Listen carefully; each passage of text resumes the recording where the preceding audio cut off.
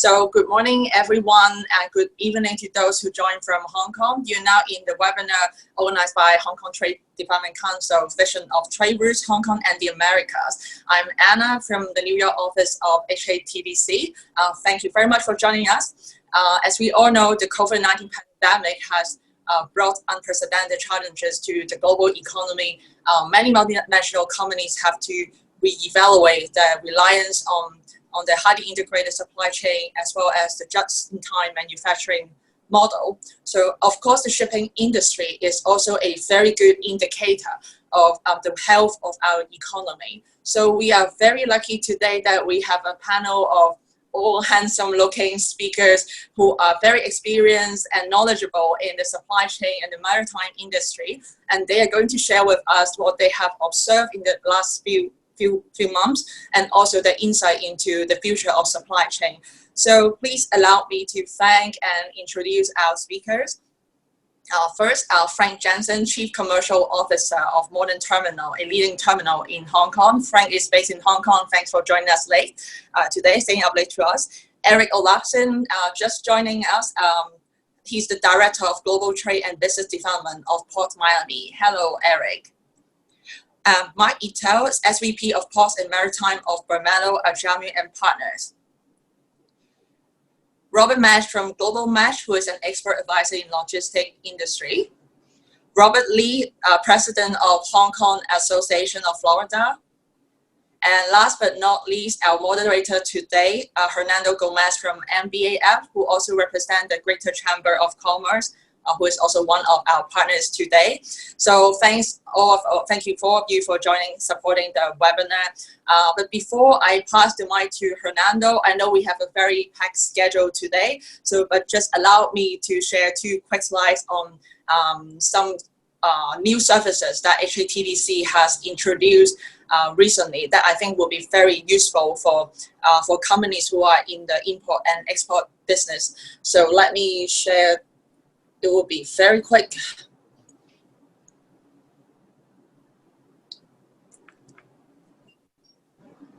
So a quick introduction of TDC.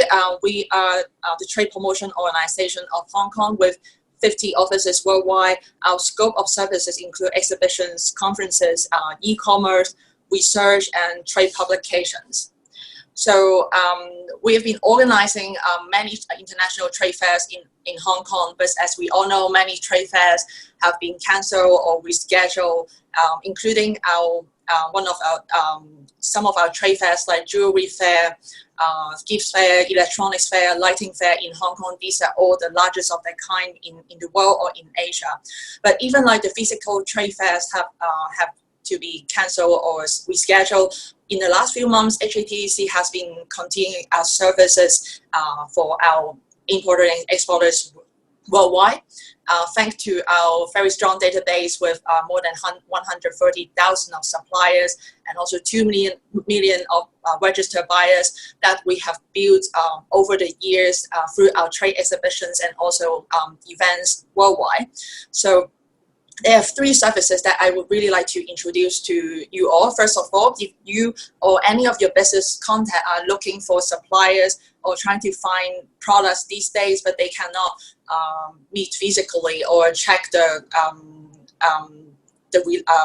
reliability of these suppliers, you are welcome to use our customized business matching service. We're now offering the service free of charge. We used to charge this service at $300 per request. We have a strong team in US as well as in Hong Kong who will screen the contacts or even line up a virtual meeting for you. And if you are an exporter or manufacturer, you're trying to promote your products, we know that you cannot promote your product through physical trade fairs, and most of us are now relying on the e-commerce. I would like to introduce our online to offline advertising package for exporters worldwide. Not only that you can promote your product through hktdc.com, you can also showcase your product in one of our physical trade fairs organized in 2020 to next year. So I know that even the travel ban or quarantine measures are lifted traveling is going to be difficult still. So you may want to know that like you don't even need to travel to Hong Kong because we do have extra service for those who have difficulty traveling. You can actually send your product to Hong Kong, and we have our display specialists who will decorate your showcase and even collect name cards and all the inquiries for you. So the next thing will be Summer Sourcing Week, and we will be starting in July. In fact, in April, we have just launched our first virtual fair online on HKTDC.com, and we have attracted more than 1 million trade buyers visiting and placing orders through our website. And in fact, like US is one of the top 3 countries with the highest number of traffic on our site. So coming in July, we will relaunch another sourcing week, Summer Sourcing Week. So do check out the website in July. So I know many of you are actually coming from the supply chain, so I want to tell you that the 10th anniversary of the Asian Logistics, Maritime and Aviation Conference will continue on November 2020. So of course this year I'm sure there will be very interesting topics that are relevant for many traders worldwide. It is not just a conference, it is there's an exhibition area as well for supply chain service provider or logistics technology companies who have services or technologies that are applicable for suppliers or brand name companies worldwide. So this is very much I want to promote, and we're going to send an email after this webinar so you will know more about the detailed information of the services that I have just introduced. So I will now pass back the mic to Hernando, our moderator.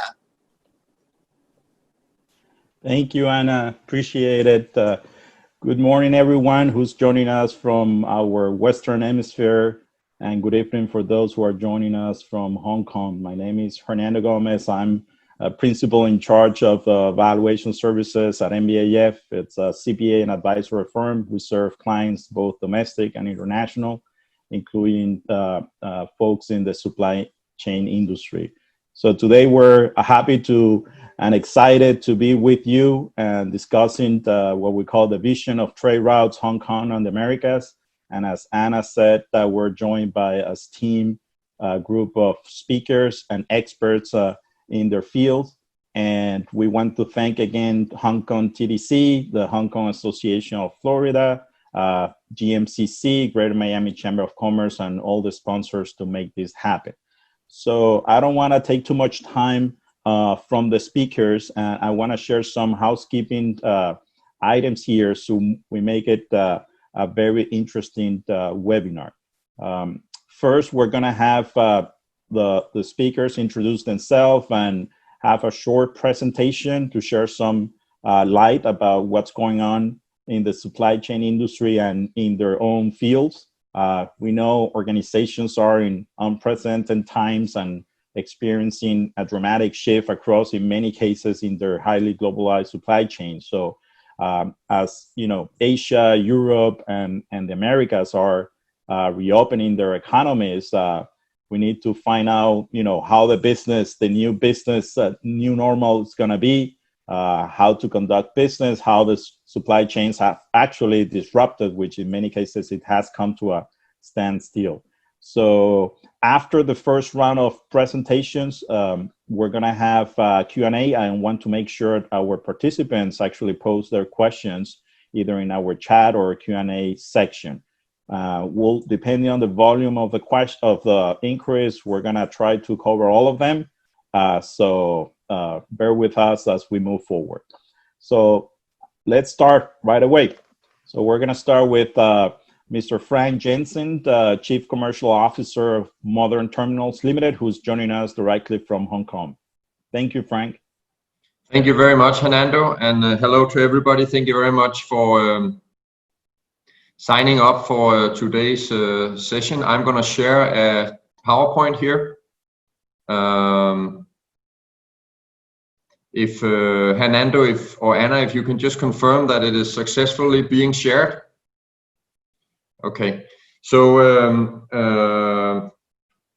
thank you for allowing a few minutes of speaking about what goes on in Hong Kong. I'll take you back to about 18 months ago in Hong Kong. We formed something we call the Hong Kong Seaport Alliance, which is 4 big terminal operators in Hong Kong who came together to cooperate, combining infrastructure assets to try and make sure that we can make Hong Kong a better place.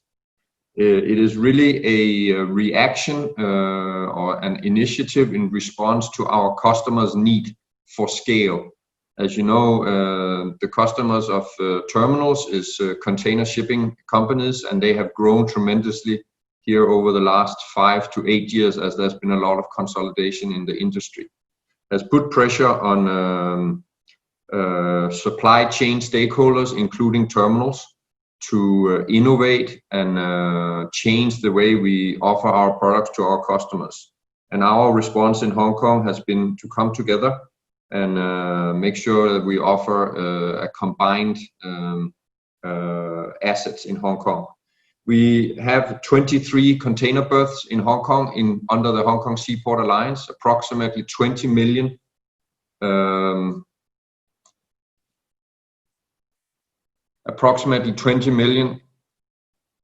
TEUs in capacity, and last year we handled about 15 million in Hong Kong. As everybody else has experienced in 2019, we had a tough year with China-US trade conflicts. Started the year soft, and then of course it escalated throughout the year. It led to a lot of what we're hearing from customers and users is that it led to a lot of people considering supply chain structures. People are looking at other places than in China. But interestingly, we also find that there's a very high dependency on China, even if you move supply chain, or even if you go ahead and diversify your supply chain out of China and into Southeast Asian countries. We find that there's quite a high dependency on China still, meaning that a lot of products or semi-produced products are actually moving from China into those Southeast Asian countries. As we came into 2020 in Hong Kong, we've also had to deal with this United States introduction of the Hong Kong Human Rights and Democracy Act, and now recently President Trump's decision to review the special status of Hong Kong. I would like to mention that U.S. trade, of course, has always played a very important role in Hong Kong's business, but over the last 10 years it has diminished somewhat. And as an example, right now the volumes in Hong Kong, those are roughly 15 million TEUs that we handle in Hong Kong. Actually, only 2% of those are purely import-export between between Hong Kong and United States. And then another 3% of the volumes is transshipment volumes that is flowing through Hong Kong between China and United States. And then coming into the COVID-19, which of course has been a severe supply chain disruptor. Of course has created a lot of interference in our business, but I think Hong Kong has really proven itself as a transshipment hub and as a gateway in and out of Hong Kong. A lot of sailings from our shipping lines were cancelled in and out of China, and it meant that a lot of carriers ended up relying on Hong Kong to move containers or transship containers from ship to ship. And actually, when we look at the volume drops in Asia, Hong Kong is remarkably soft in terms of drop.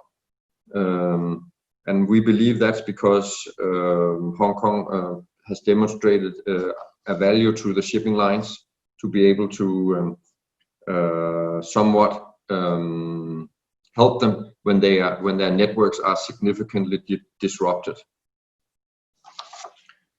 Looking into the future, Hong Kong retains a special status in the sense that we are a free port, and therefore we have a lot of opportunity to do things last minute.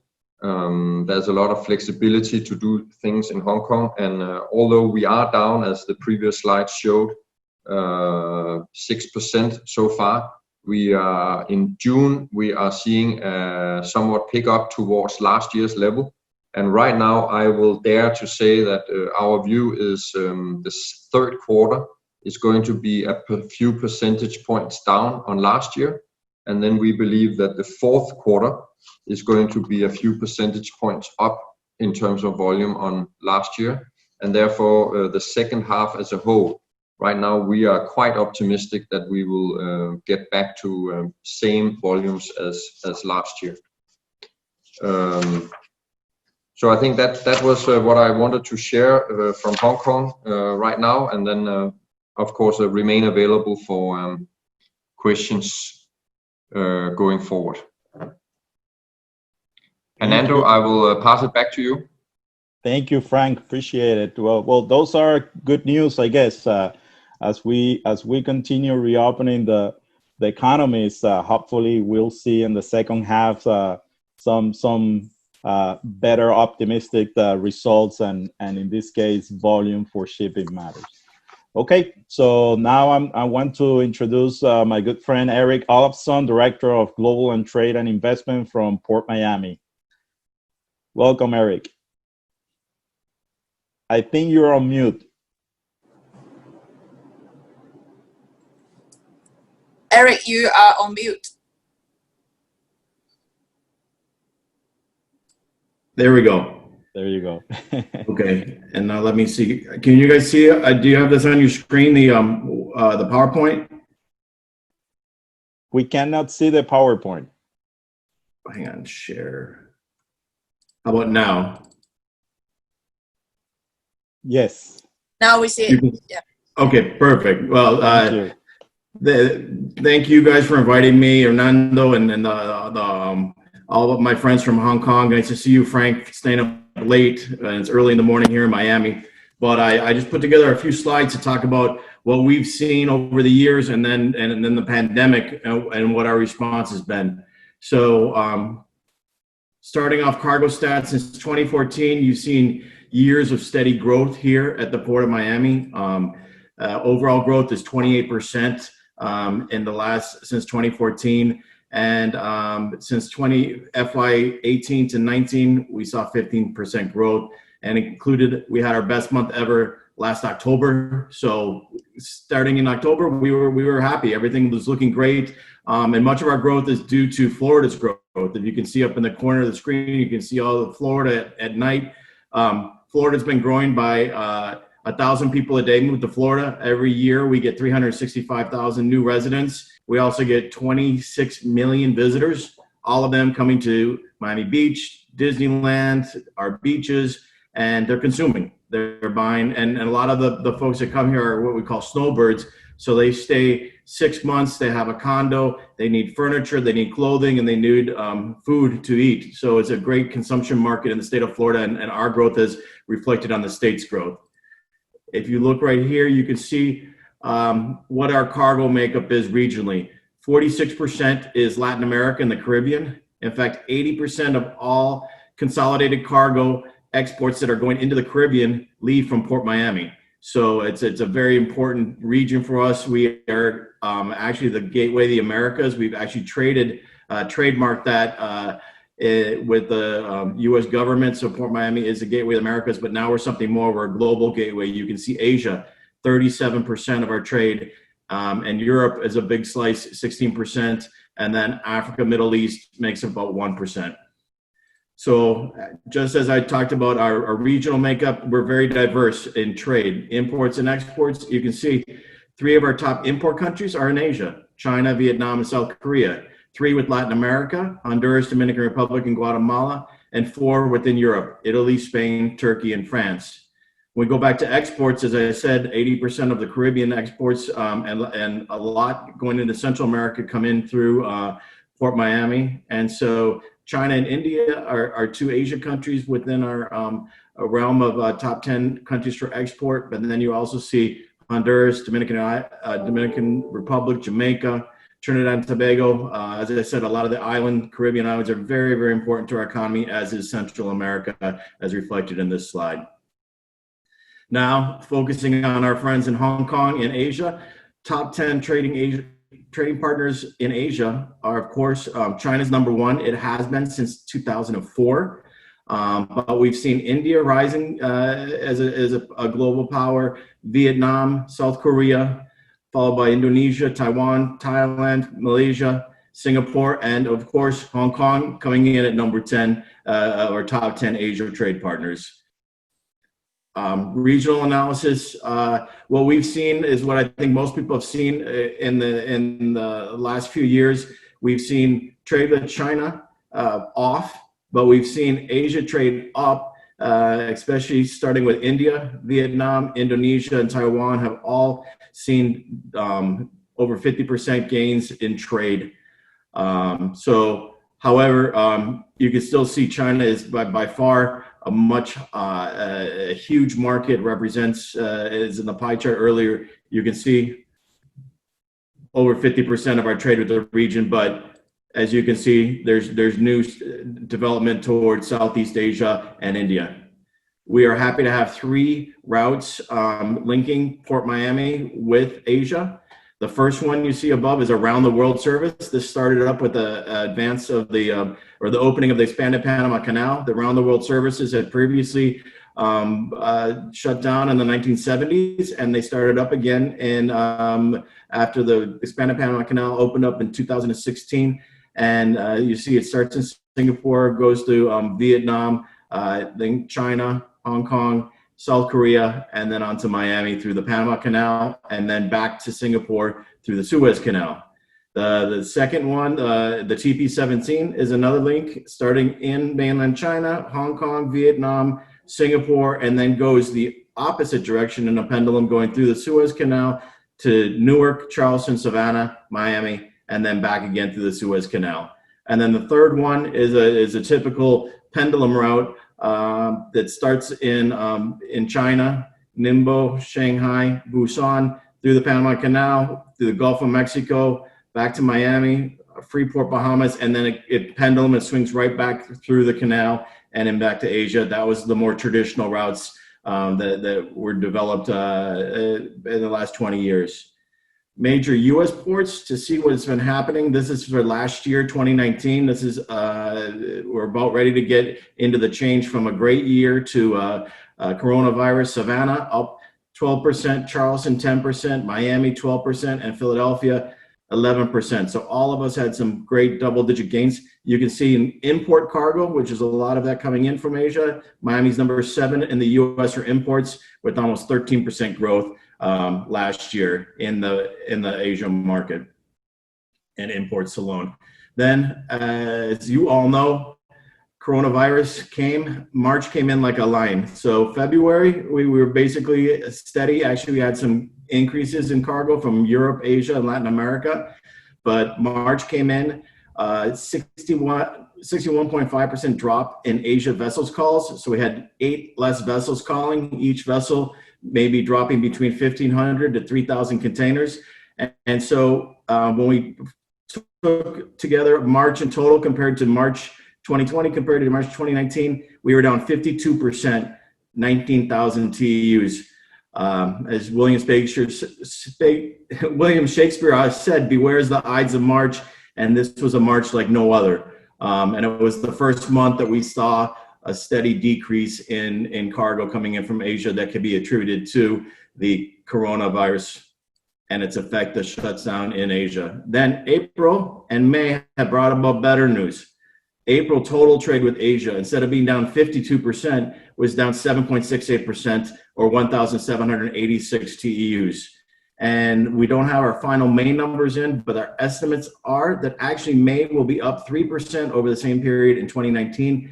So there is light at the end of the tunnel. We did see a very, a horrible March, a bad April, but as you can see these lines at the very bottom, if you look at the month of March, way down 2020 compared to the peak that we saw in 2019, but now they're coming back together and they're only 1,000 off. But as we said before, these figures show the worst may be over, but there's possible softening of Asia trade based on if the global economy softens and if there is a second wave. So what are we seeing as patterns because of the coronavirus? China will still be the largest Asian manufacturer, but we see diversification that started 2 to 3 years ago to continue, especially to the ASEAN countries and India. We're seeing a lot of manufacturing leaving China and going into the ASEAN countries, especially Vietnam. And many of them are the same owners. They may be the same Chinese owners of a company that have picked up stakes and gone into the ASEAN countries, gone into Thailand, Cambodia, Singapore, Indonesia, and Vietnam, and moving their manufacturing. And so what does it also mean for Port Miami? It actually may be good news as the fact that the East Coast ports like New York, Savannah, Norfolk, Miami, Jacksonville may be favored in this new alignment as we are closer. There's a line that basically goes if it's China to the east, it's faster and cheaper to go through the Panama Canal. If it goes from right after Hong Kong to the left, if it's manufactured in the ASEAN countries or in India, it's faster to go to the East Coast, which means bigger ships coming into our ports and a possible additional expanding routes for the East Coast of the United States. What does it mean for Miami? Latin America. As you can see, this is about 10 years ago. The Economist put this on their cover, said nobody's backyard, the rise of Latin America. It didn't really happen that way, but we're thinking that this coronavirus could transform the way everything is shipped. Garment factories in Central America right now that were prior to coronavirus producing socks and T-shirts quickly switched their sourcing and started manufacturing PPEs, gowns, and face masks. You also see with Latin America, you can actually see Florida sticks right out into the heart of Latin America. We are the unofficial capital of Latin America. And we've always known that it's our bread and butter is the Latin America trade. But you can see us being so close to Latin America, it's going to be a lot less transit times. So 2 days to get to most of the countries in the north coast of South America, to Central America, to the islands in the Caribbean, and lower transit costs because it's less time. Actually, there's less fuel you have to burn, less distance you need to go. We also see possible growth of medical devices and pharma. Costa Rica is a hub already for a lot of pharma and medical devices, and what we've seen, the northbound cargo from Costa Rica has been very, very strong in this post or during the Corona crisis. And once again, we said before, we're the gateway of the Americas, and we figure this may be a chance for actually a lot of investors going into Latin America that had traditionally had invested in factories in China. So those same owners have opportunities now in Latin America to have some nearshore manufacturing. It actually lets a lot of the shippers and the BCOs feel a little bit better about having a 2-day distance to be able to get the information or get the products to market rather than a 30 days. And finally, Mexico is United States' #1 trading partner. The new governors of the southern states and the new president of Mexico are focusing on manufacturing in southern Mexico, which it bodes well for Florida and Miami in particular, as it's a 2-day transit time. Labor costs are low in Mexico, and it's our #1 trading partner. 97% of all the product coming into Florida right now from Mexico is over the land border, but as it moves south and more factories are moving to China and consolidating less complicated logistics chains, ocean carriers have a good opportunity to bring in the Mexico cargo to Miami and to Florida. So what do we see? Florida is making its move. This is our chance to grow both in Asia trade from a more diverse markets and also near source manufacturing. So Port Miami is leading the way for all of you in the future. And that's it in a nutshell of what happened, what's happening, and what we think will happen in the future. Thank you, Eric. Very, very interesting presentation, and it's good to see that Port Miami is not only diversifying their connections with the Asian countries, but also looking at LATAM for new businesses. Appreciate it. So now we move to Mark Idle, Senior Vice President of Ports and Maritime Board Member of Bermelo, Ajamil and Partners, who's going to share with us his expertise. Hello. Welcome, Mark. Well, I'm going to plunge through this as quickly as possible. So I'm going to go a little off topic, I feel. We're going to talk about the cruise industry. And as one famous ex-cruise line executive said at one point in time, the only difference between cruise and cargo is cargo doesn't complain.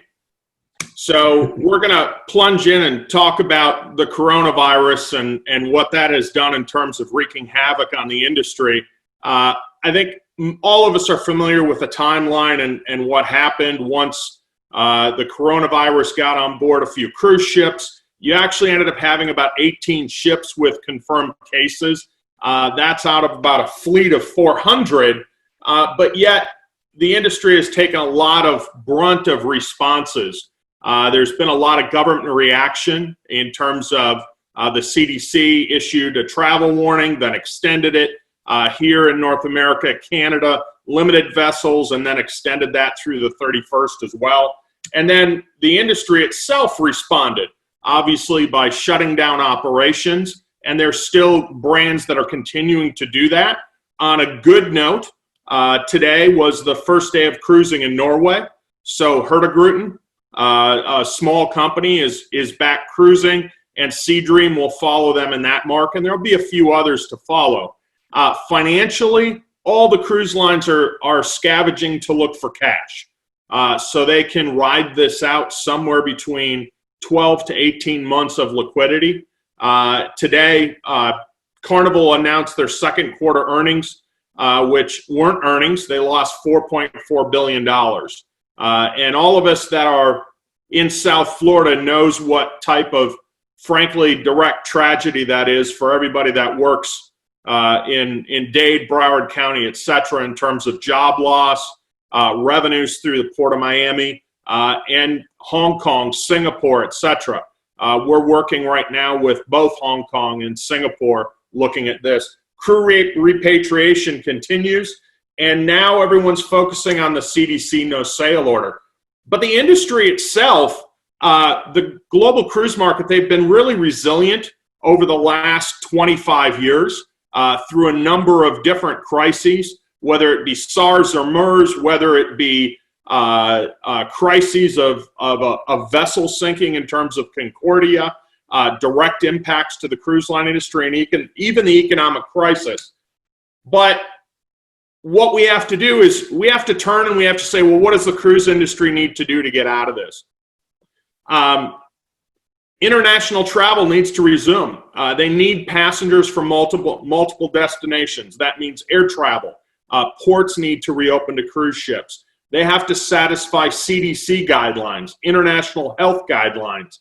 And this is a huge task for the industry. They have continuing bad PR. Past experience, there's somewhat of a lack of trust. And at the end of the day, this industry has turned from a supply-led industry to a demand-led industry, which means that now the industry, they need to convince the consumer that the cruise experience is safe. They won't get infected, they won't be quarantined on board, and their 7-day cruise won't turn into a 30-day cruise. So they get one shot at this. They have to make their best attempt to make sure the protocols are in line with every international country. If they have a single outbreak as they go back into service, then they're going to have a much higher bar that they're going to have to overcome. So we've seen a number of different things in terms of crews returning to service. But as we look at our analyses, we really think that the resumption of the major body of service likely won't happen until the end of this year or into the first quarter of next year. And I think most of the brands are really looking towards Alaska and Europe in the summer to really then begin their definitive march back towards normalcy, shall we say. Worldwide impacts, this year we're going to see about 10 to 20% of the overall capacity being deployed. That means typically this year we would have seen about 30 million passengers cruise. We're going to see between 2 to 5 million cruise this year. And then startup won't be until the fourth quarter. Port of Miami will play a vital role in the startup. They're going to go from the Florida ports, use their private islands, use the Bahamas, short duration cruises. Same thing with Asia. You'll see Dream in Hong Kong, Shanghai, Guangzhou, as well as Singapore, that'll do very short cruises or even cruises to nowhere in Asia as well. And the other thing that we're seeing is cruise brands are shedding vessels that have low return on investments. That was another thing in the call today. We've targeted about 50 vessels that are going to come out of the fleet over the next 2 years. Today, Carnival announced they were already taking 6 ships out over the next 90 days. We're going to see that. Shipyards are now being delayed. That will limit growth as well. And then there's these capacity variables. Governments could mandate load factors. Consumer demand will mandate it. And as the industry starts up over the next 12 months, you're going to see some space programs that will limit that as well. So it's this is what it's going to look like. We see about a 2 to 3 year bounce back and a 5-year stabilization period before we see a return to really normal growth overall. But what we're looking at right now is really what is the cruise industry drivers for recovery. And we think, number one, they have to bring customers back. They have to protect ports and communities and really the downstream communities that serve them. They have to ensure the investors that they're healthy moving forward. So what we've worked on and what we've talked about is introducing really a scalable measures, really in line with MARSEC security measures, where you have level 1, no pandemics, level 2 is regionalized, and level 3 is a pandemic. And that way, all your different protocols and processes that you have at home ports and downstream ports and on board can be flexible. Because at the end of the day, what we really want to see is protocols that cover the entire cruise journey, from pre-embarkation, and this is everywhere in the world, to what happens in the terminal, the cruise piece of it, supplying the vessel, the shoreside downstream ports, etc. So the keys are setting new measurable standards, scalable health screening, and then the plan must include the full cruise passenger experience through the entire thing. So we're already seeing now some cruise line protocols that have been announced. I know this is a lot to look at, but to suffice it to say, we're seeing things like relying on temperature screening, which I think we've all realized now, at least for the coronavirus. It's more of a great PR move than it is an actual something that works well.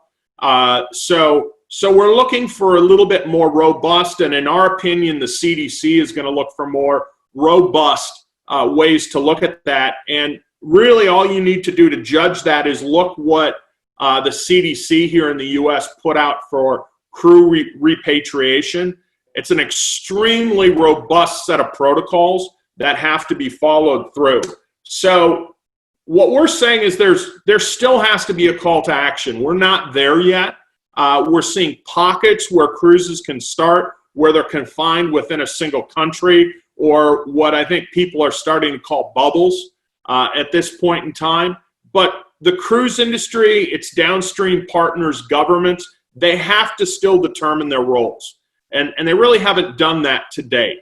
Destinations, they need to establish their own protocols. and work with the cruise lines. These processes and the infrastructure needs to be flexible to align with different levels of what's going on, and then the processes the cruise industry has. But I think at the end of the day, when we talk with brands, etc., what I think we all need to realize is that we're all desiring normalcy. Cruise is a piece of tourism. We're all social beings. We want to interact with each other. So at the end of the day, social distancing, the idea of being checked for your temperature every time you enter a showroom or the restaurant isn't going to cut it. So there has to be an end in sight and normalcy return. And we're all supporting the cruise industry then as it moves forward and it restarts. But we really see this as going to be probably a 12 to 18 month process. So with that, I thank you very much. And Hernando, I'm going to turn it back over to you. Thank you, Mark. Very insightful information. And we know the cruise line industry, probably one of the ones hardest hit during this process, and during the springtime, which is probably one of the peak seasons as well. So hopefully clients, passengers feel more comfortable in the second half of the year, so they can jump back, and hopefully we can start reopening those cruise lines. We sure hope so. Absolutely. So I know we're running a little bit behind time, and we have Robert March, CEO of Global Mesh. We'll probably go over the 10:30 mark. Just want to accommodate everyone's time here and questions. So all the floor is yours, Robert. Thank you. Thank you, Hernando. And I'll shift gears a little. I do not have any slides. I'm not going to talk any numbers. And it's great following Mark, because it hits on this classic supply chain problem, and it gets around business continuity and risk assessment. And I look at these 5 categories of risk. A little bit about myself. I've been practicing global supply chain for over 30 years, many of those years with UPS. I'm based in Alpharetta, Georgia, which is just north of UPS corporate headquarters down the street from me. I was able to live in Asia for a while. So I understand. I was there during SARS, actually, back in early 2000. So I see what that is. I don't want to hit on any of the COVID. I think we are learning some extremely valuable lessons about business continuity and risk assessment, really around the 5 categories of risk. And you look at environmental, economic, geopolitical, technological, and societal. And I would make the argument that we hit all 5 of those right now with where we are. And so when you look at business continuity, you look at those risks and you assess the risk really around the 3 flows of commerce, which are information, goods, and money. And I like to call it INGOMO because it's easy to remember. But you have to protect those 3 flows of commerce: information, your goods, and the money. And so when I was working with many global firms, mostly large Japanese multinationals when I was in Asia, we had to assess risk with them of going back to, and I was fortunate to be very early in when China was growing. And there was always this philosophy, and someone hit on this, we always called it China +1, which means you have to have you really do have to be in China. I don't think anyone will argue that you should not be in China. It's just too big not to be there. And we always said China +1, and you could see, and that's what's happening, right? There's shifting over to Vietnam. Well, you pick a country in Southeast Asia, they're there. And then we have this delicate issue of Hong Kong right now with that beautiful port there. I think Hong Kong might even be the largest air cargo market in the world. Don't quote me on that, but I think at least it was. So when I look at what's happening here, I go back to just simple keywords of this business continuity risk assessment. So what can companies do around this? So some of the solutions we always talked about, and it's not that, well, it's really hard, but it's not difficult to start. You get around supply chain optimization, and we would do this very frequently with our customers, and you would really map out a supply chain. Not, you know, it's like mapping out a route. If you're driving from here to Miami, let's map out the route. So on the supply chain, you map the simple step, map the supply chain, where your manufacturers, where your suppliers, where your customers. And, you know, that's always a really good first step to get it on paper. The other, and I was doing some work in PPE, so the personal protective equipment. So working with some of my colleagues, that was a classic example of this business continuity risk assessment. So for the last 3 months, it has just been unbelievable in this space. And what I think everyone has realized is you cannot have all of your manufacturing. And most of this PPE was manufactured in China. I believe 90-ish% of these nitrile gloves, the ones they use, are made in China. And so the big problem with PPE, and this is about the masks and, you know, the big three: masks, gloves, and hand sanitizer. So you had to source them. There was vetting on the fly. I mean, you really were vetting suppliers, and you've seen some of the news about PPE with some of these companies being registered by one place, and the FDA is now under some scrutiny. But it was a really interesting way that the supply chain did come together, and people figured it out, because no one. I played in global healthcare logistics at UPS, and so it was natural for a lot of us to know, okay, we know what we need to do. How do we connect the suppliers and the customers, which at that time, no, hospitals first. But it was very apparent to me that around these products, and you just pick any product, and if you look at business continuity and you look at risk assessment, and then you map out your supply chain, you look at inventory optimization and transportation optimization, you will get a solution. And I'm a big one of prevention. So I think, could this have been prevented? It's hard to say. It's easy to be a Monday morning quarterback.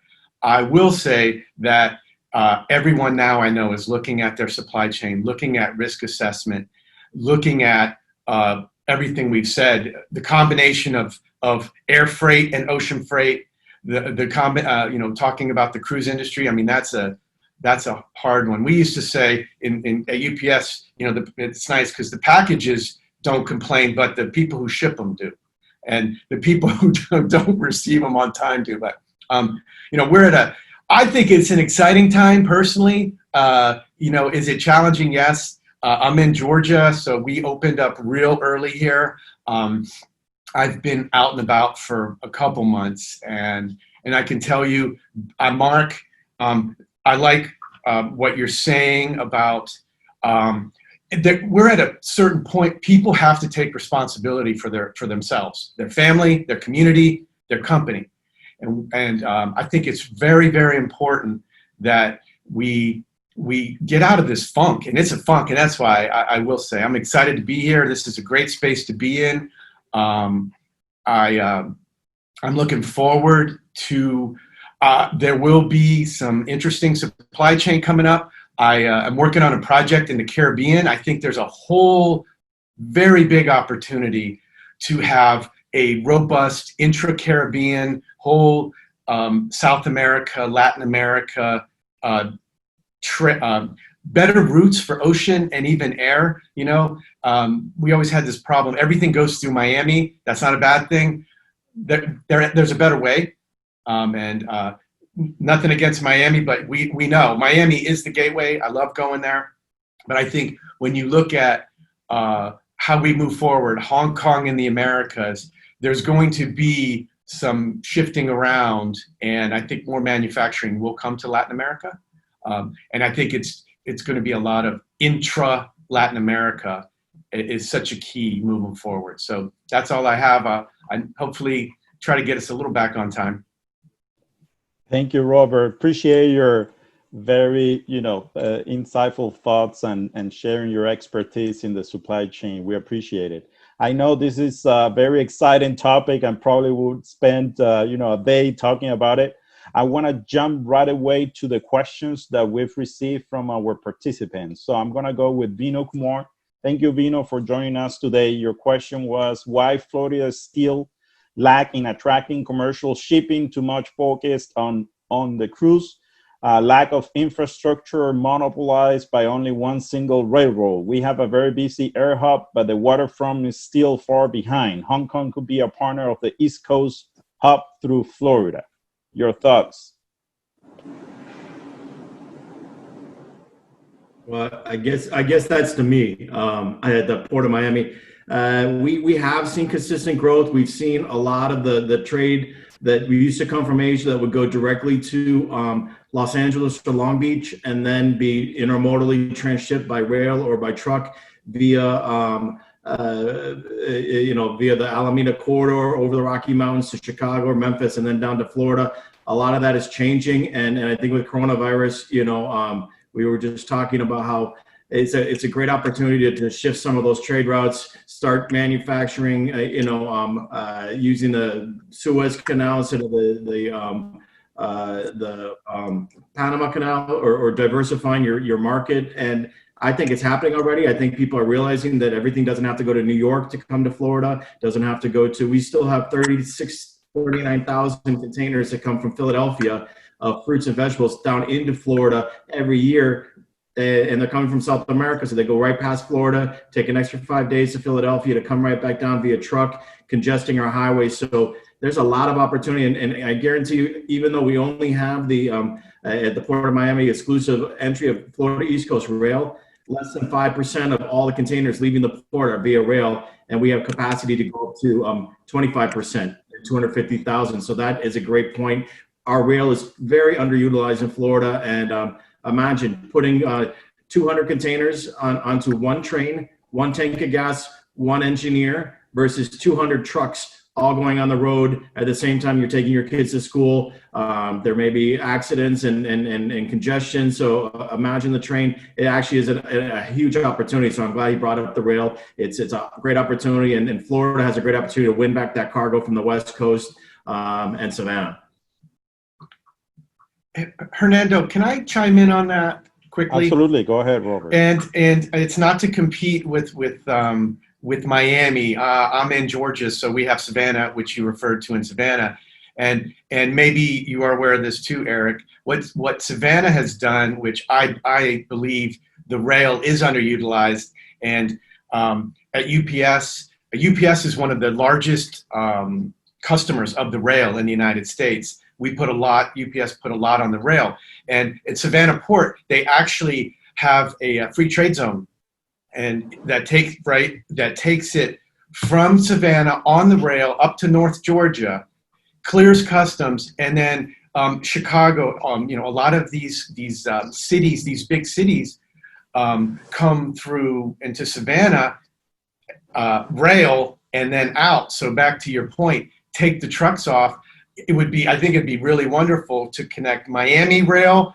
I'm sure it does. It goes all the way up. I mean, Amtrak goes all the way up the East Coast. So there's rail there. Absolutely. Thank you both. Let's jump to our next question from our participants. Remember, you have a chat available so you can write your question so we can review it. This question is for Frank. Douglas Lee. Thank you, Douglas, for joining us. He wants Frank to discuss the use of technology to enhance the efficiency and competitiveness of Hong Kong's port in comparison to others in the region. Yes, thank you, Douglas, for that question. First, I would like to say that this formation of the Seaport Alliance by consolidating the terminal operators has really given us the opportunity to scale new initiatives. We don't have a governmental port authority in Hong Kong. It's all individual private companies. And now that we are all together, it allows us to align stakeholders and try and really move things forward. I think just one example, we have recently digitized the import cycle. So we're now, through technology, we are allowing importers to pre-arrange pickups of import containers, and that has really allowed us to get the containers to the importers much faster than what was previously the case. We have something we call hot box delivery in Hong Kong, and in different commodities that is very useful. For example, when we have fruit shipments incoming into Hong Kong and into South China, for example, cherries either from Chile or from United States, and it needs to go quickly into the consumer markets. By this new digitized import cycle, importers are able to pick up the containers really fast, get it out of the port and right into consumer markets. So I think that's a good example of how new technology initiatives have improved the competitiveness of Hong Kong. Thank you, Frank. So as we approach our 10:30 mark, I want to pose one last question to all the panelists. What would you think is the number one lesson that we can take away of this COVID-19 experience in your area that reflects the supply chain connections here? Well, maybe I can go first. I think one thing I think we've learned is it's clearly advantageous if you have some plans ready to deal with disruptions like this. And I think having talked to I would say many industry colleagues around the world, I think Asia, and maybe I can certainly speak for Hong Kong, we've had an advantage because we've been through something like this when we had SARS in 2003. So the fact that the entire community and our colleagues had tried this before, they very, very quickly adapted, you can say, to what needs to be done to live your life when you have a pandemic like COVID-19. And of course, because we went through SARS, we had some ready to take out of the drawer contingency plan, which we were able to implement real quick. And I think that was general, not for only for modern terms, but general in Hong Kong, and maybe you can even generalize and say general for Asia. Thank you, Frank. Mark, you want to jump in? Yeah, sure. I guess I would say flexibility, is making sure that what Frank said is spot on. I do think Asia, and we're working right now with Hong Kong and Singapore, and they really understand, already and have a baseline for what protocols and processes should be. So it's made it easier for them. Where here in the US, we just have never dealt with those types of things before on some of these levels. So for me, we see it in terms of understanding what those protocols are and then putting them in place. And now that we've dealt with COVID, let's make sure that those protocols are in place that can then be flexible over the next 20, 30, 40, 50 years. But also the infrastructure, at least for the cruise side, needs to be in place too, to deal with the different types of levels of working with both the passenger and the supply side as well. Of how you're moving, 50 containers to a vessel that's home porting in Miami every day. And when you have 10 ships there, you got 500 containers coming in and out of the port and in the port that are going to these vessels. And all those things need to be flexible. Wonderful. Eric, you want to share your thoughts? Sure. The one word that I wrote down was diversification. Is don't have all your eggs in one basket, because when Asia shut down and the factories in China shut down, we still had strong business with Latin America, Caribbean, and Europe. And so we're able to be diverse in our trading partners and the commodities as well. One of the commodities that never went down was the refrigerated cargo.